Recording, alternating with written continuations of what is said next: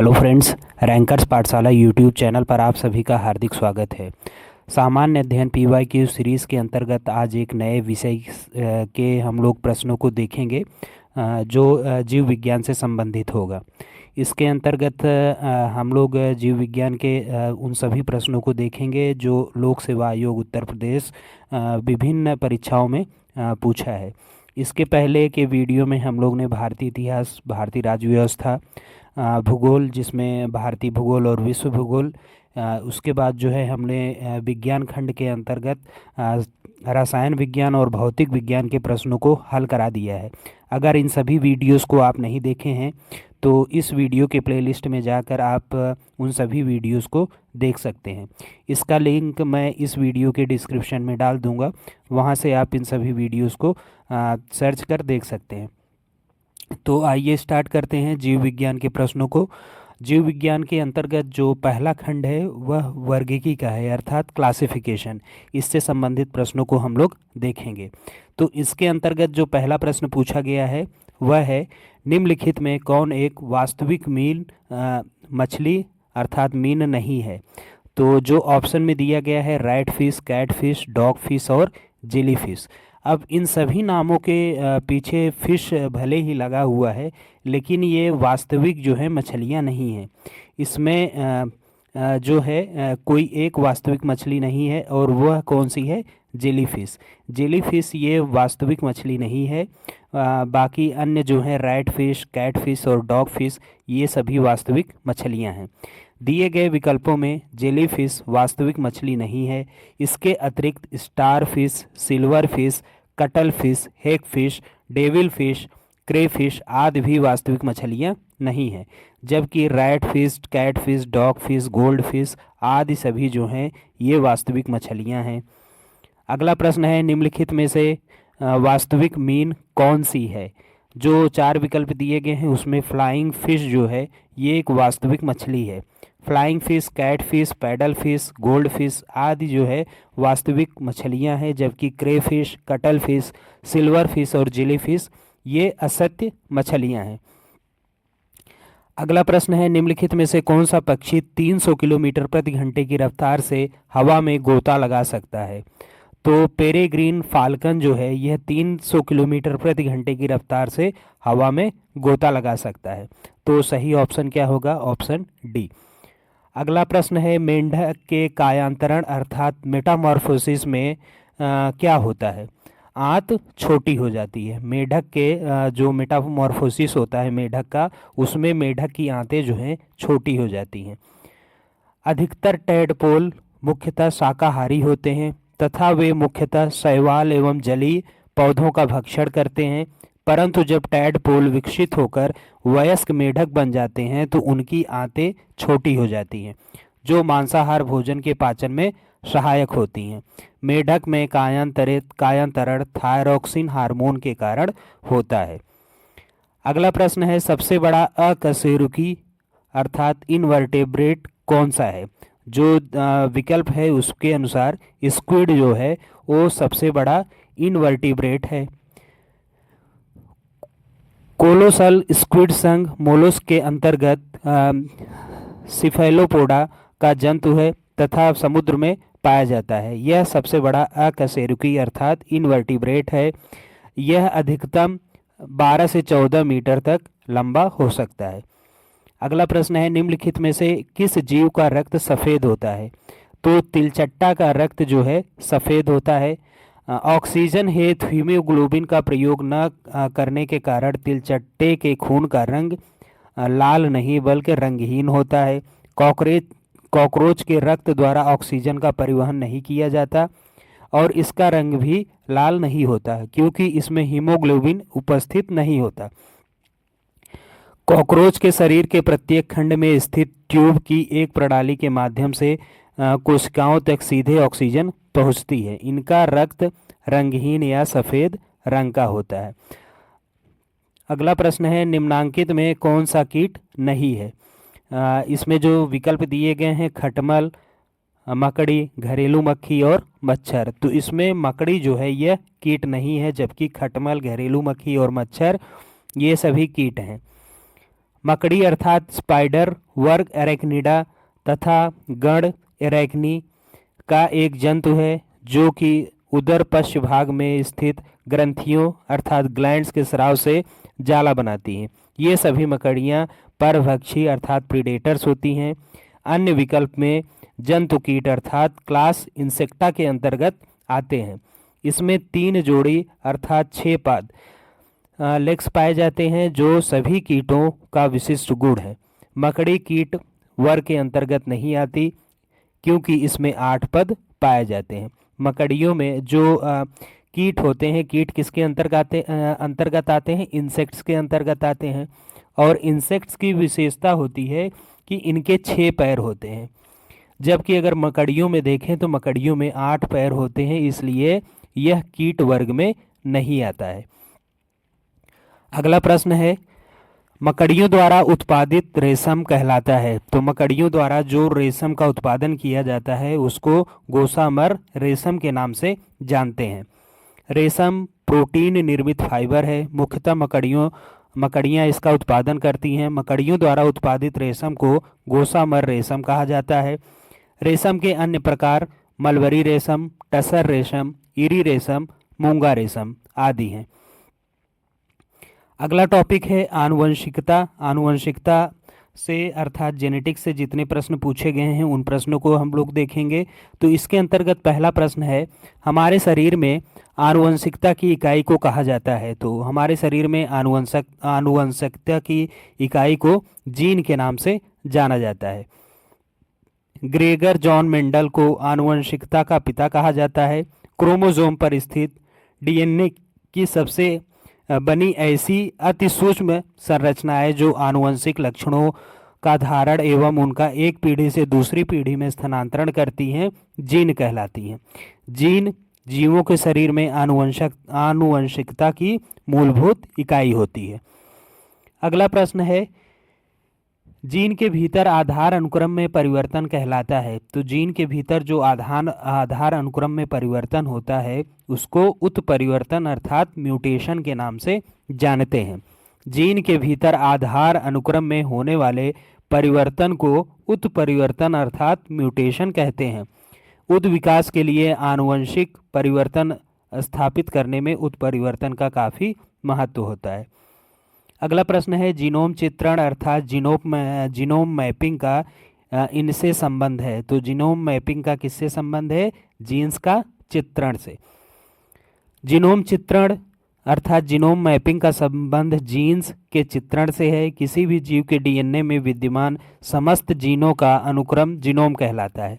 Genome के सभी गुणसूत्रों का संरचनात्मक एवं प्रकार्यात्मक संगठन जीनोम चित्रण कहलाता है। डीएनए में मौजूद शर्करा होती है। तो डीएनए में कौन सी शर्करा मौजूद होती है? डीऑक्सीराइबोज। जीव कोशिकाओं में 2 प्रकार के न्यूक्लिक अम्ल होते हैं, डीऑक्सीराइबोन्यूक्लिक एसिड अर्थात डीएनए तथा राइबोन्यूक्लिक अम्ल अर्थात आरएनए। प्रत्येक न्यूक्लिक अम्ल के संयोजन में 4 प्रकार के न्यूक्लियोटाइड्स अणु भाग लेते हैं। डीएनए मुख्यतः केंद्रक में होता है और इसके न्यूक्लियोटाइड अणुओं में शर्करा डीऑक्सीराइबोज तथा नाइट्रोजनी समाक्षार एडेनिन, ग्वानिन, थाइमिन और साइटोसिन होता है। इसके विपरीत आरएनए मुख्यतः कोशिकाओं के साइटोसोल में होता है। इसके न्यूक्लियोटाइड अणुओं में शर्करा राइबोज तथा नाइट्रोजनी समाक्षार एडेनिन, ग्वानिन, यूरेसिल और साइटोसिन होता है। अगला प्रश्न है, साधारण मानव में गुणसूत्र होते हैं। तो साधारण मानव में कितने गुणसूत्र होते हैं? 46 अर्थात कुल 23 जोड़ी। मनुष्य एक लिंगी प्राणी अर्थात यूनिसेक्सुअल एनिमल है जिसमें गुणसूत्रों अर्थात क्रोमोसोम्स की कुल संख्या 23 जोड़ी अर्थात 46 पाई जाती है। पुरुषों में 44 प्लस XY जबकि महिलाओं में 44 धन XX गुणसूत्र होते हैं। पुरुष तथा स्त्री में 22 जोड़े गुणसूत्र ऑटोजोम्स होते हैं जबकि 23वां जोड़ा गुणसूत्र पुरुषों में XY और महिलाओं में XX होता है, जिन्हें लिंग गुणसूत्र कहते हैं। जनक अर्थात पेरेंट्स से जिस संतान को XY गुणसूत्र मिलते हैं वह पुत्र बनता है और जिसे XY गुणसूत्र मिलते हैं वह पुत्री बनती है। अगला टॉपिक है जैव उर्वरक। जैव उर्वरक से संबंधित प्रश्नों को अब हम लोग देखेंगे।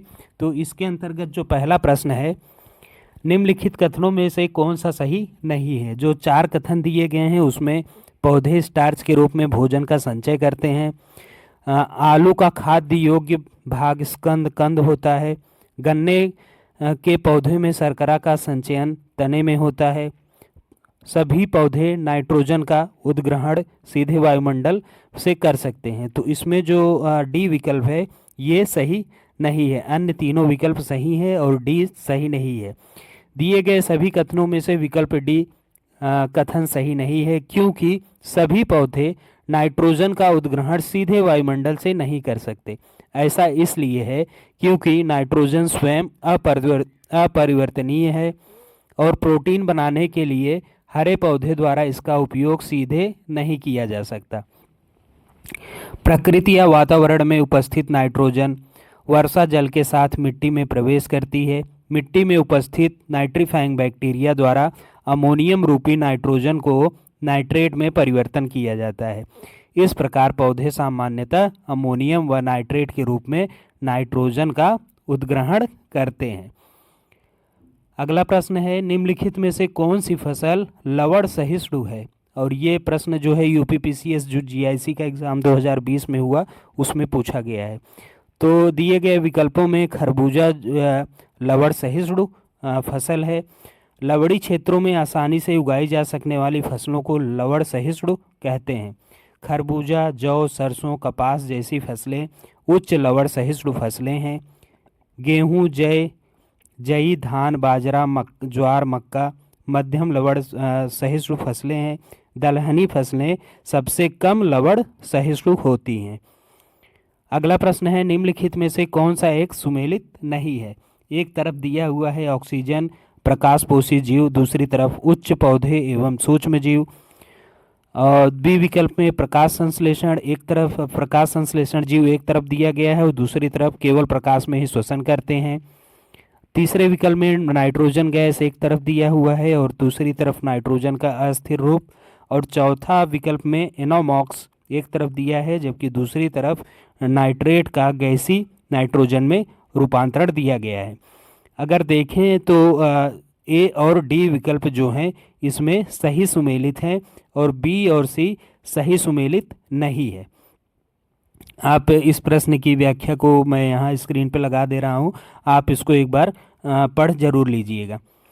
अगला प्रश्न है, निम्नलिखित में से कौन सा नाइट्रोजन जैव उर्वरक के रूप में प्रयुक्त होता है। तो जो विकल्प दिया गया है इसमें नील हरित शैवाल अर्थात ब्लू ग्रीन एल्गी जो है ये किसके लिए प्रयोग किया जाता है, नाइट्रोजनी गैस उर्वरक के रूप में प्रयुक्त होता है।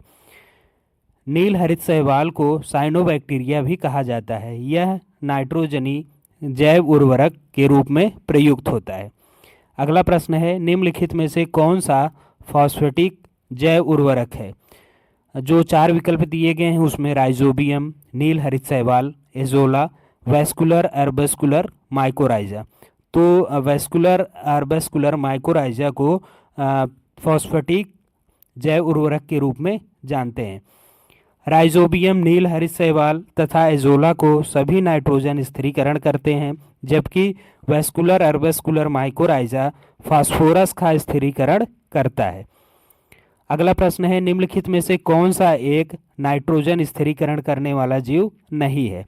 तो हम लोग देख रहा प्रश्न की व्याख्या में देखा ऊपर माइकोराइजा जो है ये नाइट्रोजन स्थिरीकरण नहीं करता है जबकि नॉस्टॉक, एनाबेना और एजोटोबैक्टर ये सभी नाइट्रोजन स्थिरीकरण करने वाले जीव हैं।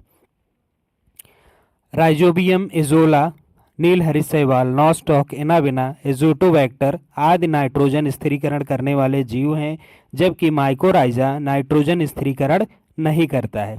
माइकोराइजा उच्च वर्गीय पदों की जड़ों एवं कवकों के बीच सहजीवी संबंध प्रदर्शित करता है। अगला टॉपिक है कंकाल व मांसपेशी तंत्र। इससे संबंधित प्रश्नों को हम लोग देखेंगे। तो जो पहला प्रश्न पूछा गया है इसके अंतर्गत एक मानव कंकाल में हड्डियों की संख्या कितनी होती है? तो मानव कंकाल में हड्डियों की संख्या कुल 206 होती है। वयस्क मानव में 206 हड्डियां पाई जाती हैं जो कि कंकाल तंत्र का निर्माण करती हैं। कंकाल के अक्षीय एवं उपांगीय भागों में हड्डियों की संख्या पृथक होती है। अस्थियों के मध्य ओसीन नामक प्रोटीन पाया जाता है। अगला प्रश्न है, कठोर व्यायाम की अवधि में निम्नलिखित में से किसका उत्पादन पेशियों में चयापचय उप उत्पाद के रूप में होता है? तो चयापचय उप उत्पाद के रूप में लैक्टिक अम्ल के रूप में होता है। कठोर व्यायाम की अवधि में लैक्टिक अम्ल का उत्पादन पेशियों में चयापचय उप उत्पाद के रूप में होता है। लैक्टिक अम्ल की उपस्थिति के कारण ही हमें मांसपेशियों में दर्द का अनुभव होता है। अगला प्रश्न है, निम्नलिखित में से कौन मानव शरीर की सबसे छोटी हड्डी है?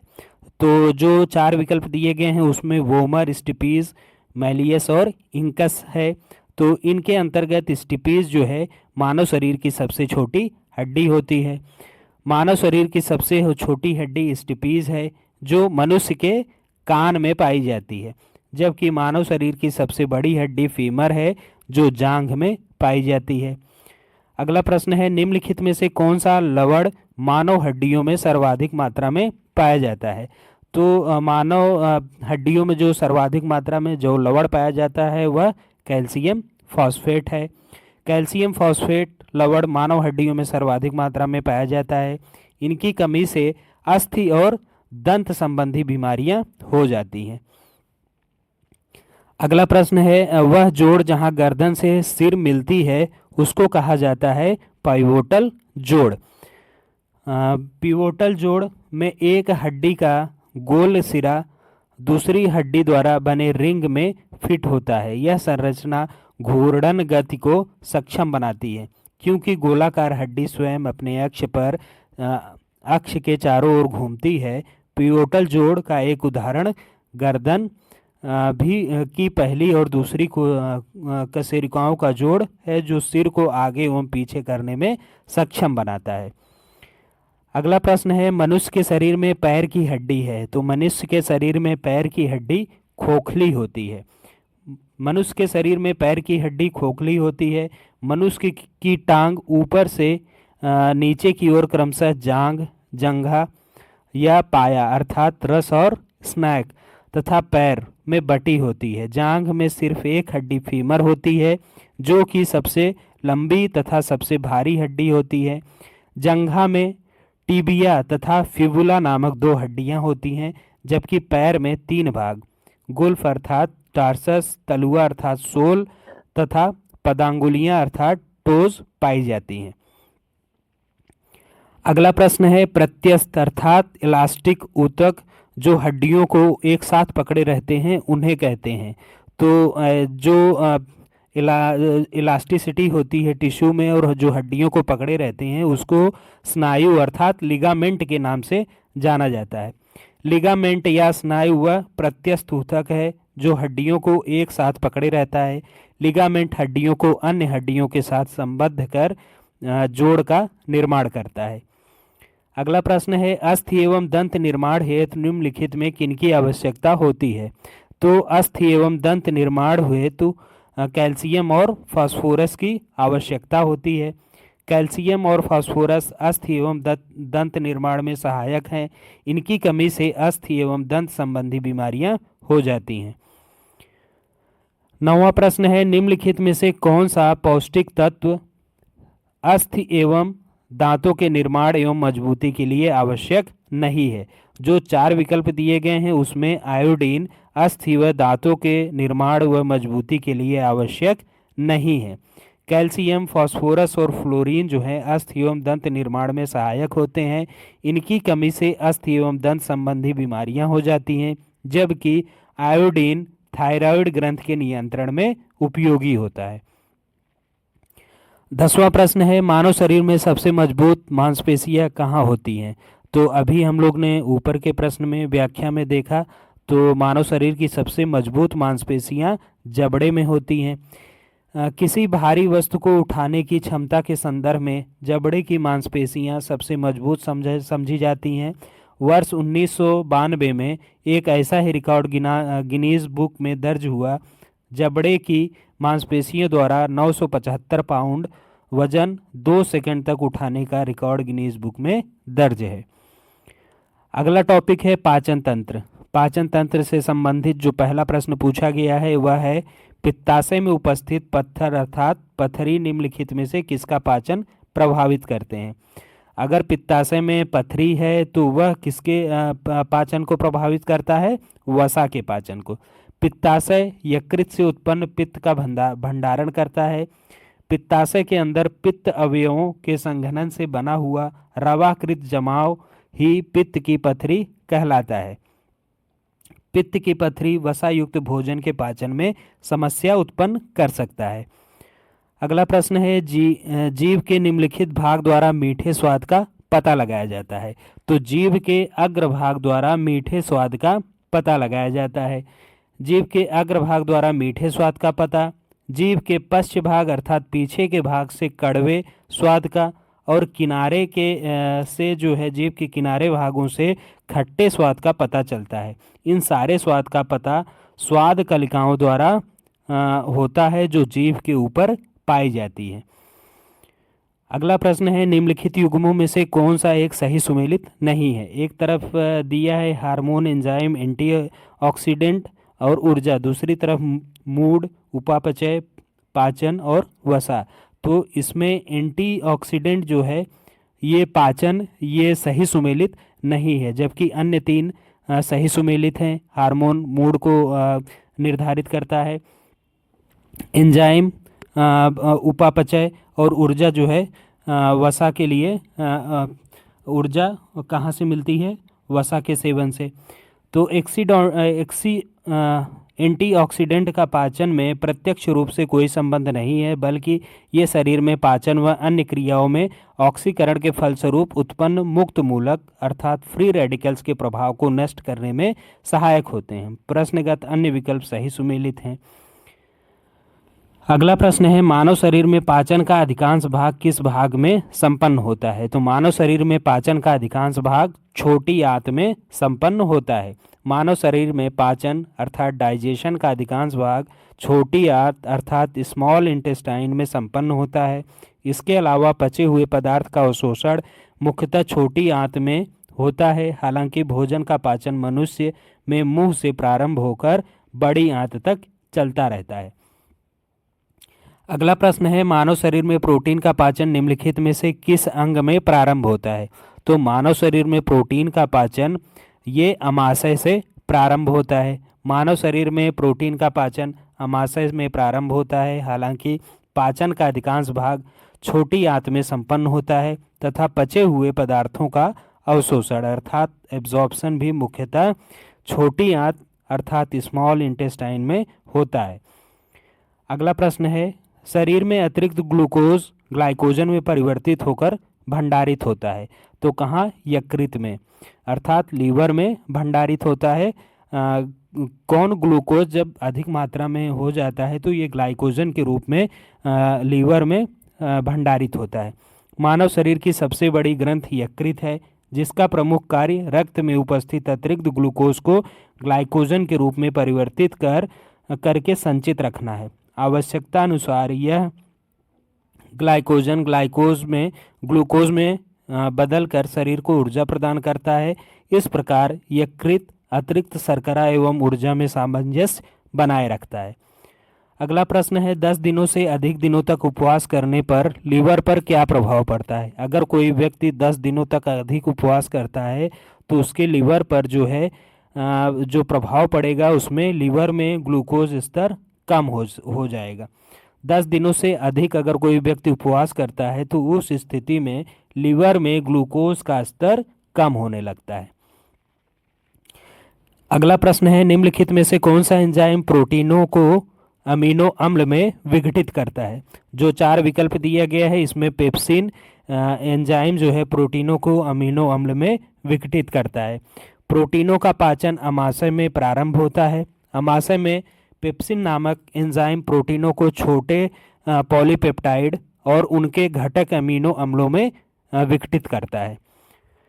अगला प्रश्न है, एंजाइमों के संदर्भ में निम्नलिखित में से कौन सा कथन सही है। अब एंजाइम के संदर्भ में दो कथन दिया गया है, जिसमें पहला कथन है वे जैव उत्प्रेरक हैं, और दूसरा कथन वे शरीर में उसी स्थान पर अपना कार्य करते हैं जहां वे उत्पादित होते हैं। तो इसके अंतर्गत जो दो कथन है ये दोनों सही है। एंजाइमों के संदर्भ में दोनों कथन जो दिया गया है दोनों सही हैं।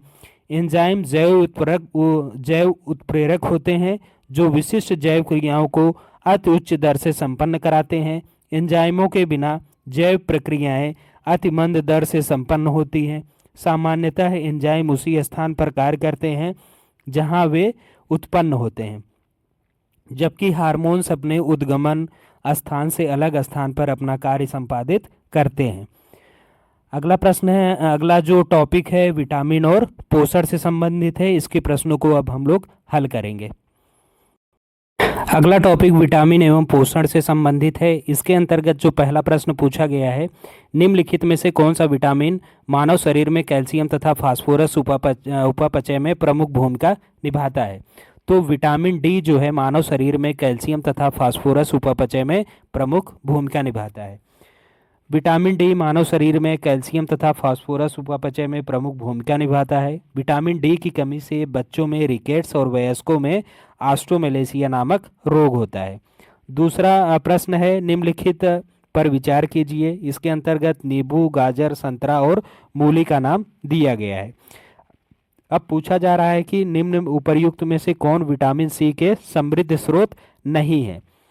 तो समृद्ध स्रोत हैं, सॉरी, तो 1 और 3 अर्थात नींबू और संतरा ये विटामिन सी के समृद्ध स्रोत हैं। विटामिन सी का रासायनिक नाम स्कार्बिक अम्ल है। शरीर में इसकी कमी से स्कर्वी रोग होता है। आंवला, नींबू, संतरा और टमाटर इसके समृद्ध स्रोत हैं। अगला प्रश्न है, विटामिन सी का रासायनिक नाम है। विटामिन सी का रासायनिक नाम क्या है? Ascorbic acid. विटामिन सी का रासायनिक नाम स्कॉर्बिक अम्ल है, जिसकी प्रचुर मात्रा टमाटर, संतरा, खट्टे फल, मिर्च, सब्जियों आदि में पाया जाता है। चौथा प्रश्न है, निम्नलिखित विटामिनों में कौन एक अच्छे आहार द्वारा प्राप्त नहीं किया जा सकता। जो विटामिन का नाम दिया गया है ऑप्शंस में, उसमें विटामिन बी, ई, टी और के का नाम दिया गया है। तो विटामिन डी को हम लोग अच्छे आहार से नहीं प्राप्त कर सकते। क्यों? क्योंकि विटामिन डी का स्रोत सूर्य की किरणें हैं। वास्तव में सूर्य की किरणें द्वारा विटामिन डी का निर्माण हमारी त्वचा कोशिकाओं द्वारा किया जाता है, जो कि यहाँ से निर्मित होकर रुधिर में मुक्त हो जाता है। यह अच्छे आहार द्वारा प्राप्त नहीं किया जा सकता। हालांकि इसकी अल्प मात्रा यकृत, अंडों की जर्दी, वृक्क इत्यादि से भी मिलती है। विटामिन डी की कमी से बच्चों में रिकेट्स और वयस्कों में ऑस्टियोमैलेशिया नामक बीमारी होती है। अगला प्रश्न है, निम्नलिखित में से कौन सा युग्म सही सुमेलित नहीं है। अब ऑप्शन ए में विटामिन ए और दूसरी तरफ गाजर, ऑप्शन बी में विटामिन ई, ताड़ का तेल, सी ऑप्शन में विटामिन डी, कॉड यकृत तेल, और डी ऑप्शन में विटामिन बी6 और धान की भूसी दिया हुआ है। तो इसमें ऑप्शन डी जो है ये सही सुमेलित नहीं है, क्योंकि विटामिन बी6 ये धान की भूसी इसका स्रोत नहीं है, बल्कि इसका स्रोत विटामिन बी1 है। इसलिए जो विकल्प दिया गया है इसमें विकल्प डी सही सुमेलित नहीं है। उपर्युक्त विकल्पों में गाजर में विटामिन ए, ताड़ के तेल में विटामिन ई एवं कॉड यकृत तेल में विटामिन डी प्राप्त होता है। ध्यातव्य है कि धान की भूसी के तेल में विटामिन बी1 फाइबर पाया जाता है। अल्प मात्रा में बी6 भी पाई जाती है, लेकिन अगर हम लोग सटीक उत्तर देखें तो इसका डी विकल्प ही सही है। अगला प्रश्न, सूची 1 को सूची 2 से सुमेलित करना है। सूची 1 में अणु दिया हुआ है, अणुओं का नाम, और सूची 2 में तत्वों का नाम दिया गया है। अणुओं के अंतर्गत विटामिन बी12, हीमोग्लोबिन, क्लोरोफिल और चाल्कोपाइराइड का नाम दिया गया है। वहीं तत्वों में मैग्नीशियम, कोबाल्ट, कॉपर और आयरन का नाम दिया गया है। अगर हम लोग इसको सही सुमेलन करें तो विटामिन बी12 का जो रासायनिक नाम है साइनोकोबालामाइन है। इसमें कोबाल्ट उपस्थित होता है। हीमोग्लोबिन लाल रुधिराओं में पाया जाने वाला प्रमुख प्रोटीन है जिसमें आयरन उपस्थित होता है। क्लोरोफिल नामक वर्णक पौधों के हरे पौधे में हरे भाग में पाया जाता है जो प्रकाश संश्लेषण में सहायक होता है तथा इसमें मैग्नीशियम उपस्थित होता है। चाल्कोपाइराइट एक खनिज है जिसमें कॉपर उपस्थित होता है और इसका रासायनिक सूत्र क्या है? CuFeS2। अगला प्रश्न है विटामिनों के बारे में निम्नलिखित में से कौन सा सही कथन नहीं है। अब जो कथन दिया गया है उसमें कुछ विटामिन आंतरिक सूक्ष्मजीवों द्वारा संश्लेषित किए जा सकते हैं, सही है। कुछ विटामिन हार्मोनों की तरह काम करते हैं, सही है। कुछ विटामिन शरीर में जमा होते हैं, सही है। और विटामिन के जल में घुलनशील विटामिन है, ये गलत है क्योंकि विटामिन के जो है जल में नहीं घुलनशील है बल्कि वसा में घुलनशील है। जल में घुलनशील विटामिन विटामिन बी और सी हैं। यही प्रश्न की व्याख्या में दिया है, आप इस व्याख्या को एक बार पढ़ लें। अगला प्रश्न है सूची 1 को सूची 2 से सुमेलित करना है। सूची 1 में अम्लों का नाम दिया है, सूची 2 में इनके स्रोत का नाम दिया गया है। अम्लों के अंतर्गत एसिटिक अम्ल, लैक्टिक अम्ल, ब्यूटेरिक अम्ल और सिट्रिक अम्ल का नाम दिया गया है। वहीं स्रोतों में मक्खन, नींबू, सिरका और दूध का नाम दिया गया है। अगर हम उसको सूचीबद्ध करें तो एसिटिक अम्ल का स्रोत सिरका है, लैक्टिक अम्ल का स्रोत दूध है, ब्यूटेरिक अम्ल का स्रोत मक्खन है और सिट्रिक अम्ल का स्रोत नींबू है। अगला प्रश्न है निम्नलिखित में से कौन सा अम्ल टमाटर में उपस्थित होता है? तो सिट्रिक अम्ल टमाटर में उपस्थित होता है। टमाटर क्या है? टमाटर सोलोनेसी परिवार का एक सदस्य है। इसमें विभिन्न प्रकार के अम्ल पाए जाते हैं जिसमें प्रमुख रूप से साइट्रिक अम्ल, मैलिक अम्ल और स्कॉर्बिक अम्ल आदि हैं। अगला प्रश्न है सूची 1 को सूची 2 से सुमेलित करना है। सूची 1 में अमाशय रस में उपस्थित अम्ल, हड्डियों में उपस्थित यौगिक, सिरका में उपस्थित अम्ल और दूध का खट्टा होना दिया गया है। वहीं सूची 2 में lactic acid, hydrochloric acid, calcium phosphate और एसिटिक अम्ल का नाम दिया गया है। अगर इसको हम लोग सही सूचीबद्ध करें तो अमाशय रस में उपस्थित अम्ल हाइड्रोक्लोरिक अम्ल अर्थात HCl है। हड्डियों में उपस्थित यौगिक कैल्शियम फॉस्फेट है। सिरका में उपस्थित अम्ल एसिटिक अम्ल है और दूध का खट्टा होना इसके लिए लैक्टिक एसिड जिम्मेदार है। अगला प्रश्न है निम्नलिखित में से मुख्यतः कौन सा प्रोटीन गाय के दूध में होता है? तो कैसीन जो है यह गाय के दूध में पाया जाने वाला प्रोटीन है। गाय के दूध में कैसीन नामक प्रोटीन उपस्थित होता है। इसी प्रोटीन के कारण दूध सफ़ेद रंग का होता है। गाय के दूध हल्के पीले रंग होने का कारण कैरोटीन की उपस्थिति है। और कैरोटीन क्या है? कैरोटीन हाइड्रोकार्बन होता है। अगला प्रश्न है निम्नलिखित में से कौन सा युग्म सही सुमेलित नहीं है? अब एक तरफ यौगिक और दूसरी तरफ वर्गीकरण दिया है। Saccharin carbohydrate, adrenaline hormone, thiamine vitamin और केराटिन प्रोटीन दिया गया है। तो सैकरीन जो है ये एक कृत्रिम मधुरक है, ना कि कार्बोहाइड्रेट, इसलिए यह सही सुमेलित नहीं है। तो सैकरीन क्या है? कृत्रिम मधुरक है। एड्रेनालिन हार्मोन, थायमिन विटामिन और केराटिन प्रोटीन का एक रूप है। 13वां प्रश्न है कौन सा जैव अणु एक प्रकार का प्रोटीन है? तो केराटिन क्या है? एक प्रकार का प्रोटीन है। अभी ऊपर प्रश्न की व्याख्या में बताया गया। जैव अणु जटिल कार्बनिक अम्ल होते हैं। इसका निर्माण सजीवों के शरीर में होता है। मनुष्यों के नाखून एवं बालों में पाए जाने वाला केराटिन एक प्रकार का प्रोटीन होता है। 14वां प्रश्न है निम्नलिखित में से कौन सा अंतरिक्ष उड़ान में खाद्य पदार्थों के रूप में प्रयुक्त होता है? तो अंतरिक्ष में जो अंतरिक्ष यात्री अपने साथ ले जाते हैं खाद्य पदार्थ के रूप में, वो क्या होता है? क्लोरेला।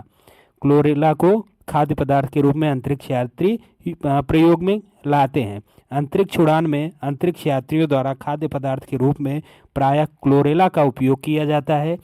यह प्रोटीन, विटामिन और खनिज लवणों का अच्छा स्रोत है। अगला टॉपिक है श्वसन तंत्र। अब श्वसन तंत्र से संबंधित जितने प्रश्न हैं उसको हम लोग कल के वीडियो में हल करेंगे। श्वसन तंत्र के साथ ही साथ जो अन्य टॉपिक हैं जीव विज्ञान के, उन सभी टॉपिक्स को कल के वीडियो में हम लोग ख़त्म कर देंगे। तो उम्मीद करते हैं कि ये वीडियो आपको पसंद आया है तो इस वीडियो को लाइक करना ना भूलें। अगर आप इस चैनल पर पहली बार विजिट कर रहे हैं तो चैनल को सब्सक्राइब ज़रूर कर लें। मिलते हैं कल के वीडियो में, तब तक के लिए धन्यवाद।